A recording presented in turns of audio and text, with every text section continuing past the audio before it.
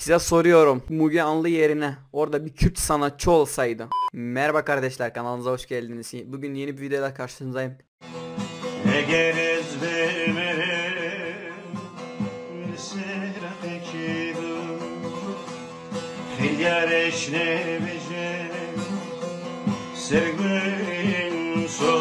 Bazı konular hakkında konuşmak istiyorum. Bir kişi hakkında biraz sizle beraber konuşmak istiyorum. Bizlere gerçekten çok zarar veren, insanlarımız ölürken insanlarımızla dalga geçen, ırkçılık yapan bir insan hakkında konuşmak istiyorum. Bazılarınız hani çok böyle sanki taş devrinde olmuş gibi davranıyor. Hani unutalım diye konuşuyorlar. Ama bana göre unutulacak bir şey değil. Kardeşlerimiz orada şehit olurken yüzlerce kardeşimizi kaybettik. Kardeşlerimizi kaybederken bir kişi çıkıp da kardeşlerimizle dalga geçip kardeşlerimizin hakkında kötü şeyler söyleyebiliyorsa, biz de bunu unutabiliyorsak ne ayıp bize. Gerçekten utan verici bir şey bize. Çünkü bu insanlar hakkında bugün konuşmazsak yarın Allah etmesin başımıza ilk büyük kötü bir şey geldiği zaman bunlar yani aynısını yapacak. Bu insanlara haddini bildirmeliyiz. Haddini bildirmediğimiz zaman bizleri mahvetmek için, bitirmek için her şey yapacaklar. Müge Anlı. 23 Ekim 2011 yılında 601 kız kardeşimizi, abimizi, ablamızı kaybettik Van depreminde. Ve 4152 abimiz, ablamız yaralandı bu depremde. Ve çok sayıda aileler evlerini kaybettiler, iş yerlerini kaybettiler, paralarını kaybettiler, çocuklarını kaybettiler. Çadırlarda kalmaya mecbur kaldılar bu deprem nedeniyle. O zaman da bizim yaşadığımız bize yetmezmiş gibi birisi, Müge Anlı diye birisi çıkıp da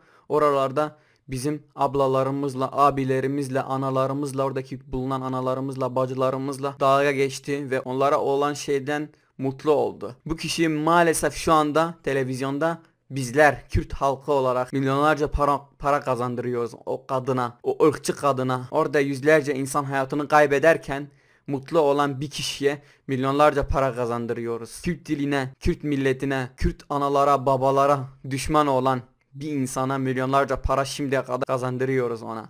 Neden? Sizlere soruyorum. Neden böyle bir şey biz yapıyoruz? Neden? Bazı kişiler diyor ki eskiden olmuş. Eskiden olmuş diye bir şey yok. Orada kardeşlerimizi, ablalarımızı, abilerimizi kaybettik. Onların kanına yazık değil mi? Böyle bir insana çıkıp da hala destek oluyoruz.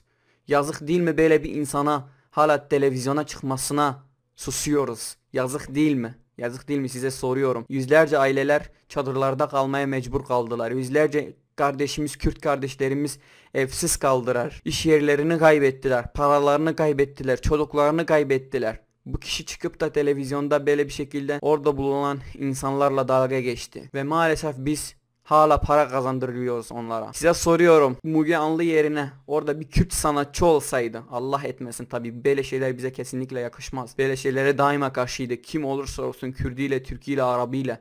Irkçılığa daima karşıydık biz Kürt milleti olarak. Daima ırkçılığa karşı savaştık. Irkçılığa karşı binlerce şey yaptık. Soruyorum işte. Orada onun Müge Anlı yerine bir Kürt sanatçı olsaydı, o Kürt sanatçı böyle bir şey yapsaydı, sizce televizyona hala çıkabilir miydi? Sizce hala televizyondan milyonlarca para kazanabilir miydi? Bu soruyu size soruyorum. Siz düşünün, cevabınızı siz yazın. Ve aynı şekilde Instagram sayfam burada çıkacak. Instagram sayfamda nasıl videolar benden istiyorsanız, hangi türlü videolar gelsin, güzel fikirleriniz varsa da fikrinize duymak isterim. Instagram'da da bana yazabilirsiniz. Fikirlerinize yazabilirsiniz. Evet kardeşlerim, bugün çekeceğim videoyu bitirdikten sonra YouTube'a girdim, biraz yorumları okudum. Böyle bir güzel yorum gördüm. Gerçekten bana çok mantıklı geldi ve bence çok güzel bir fikir. Her yeni videomun sonunda böyle bir soru olacak.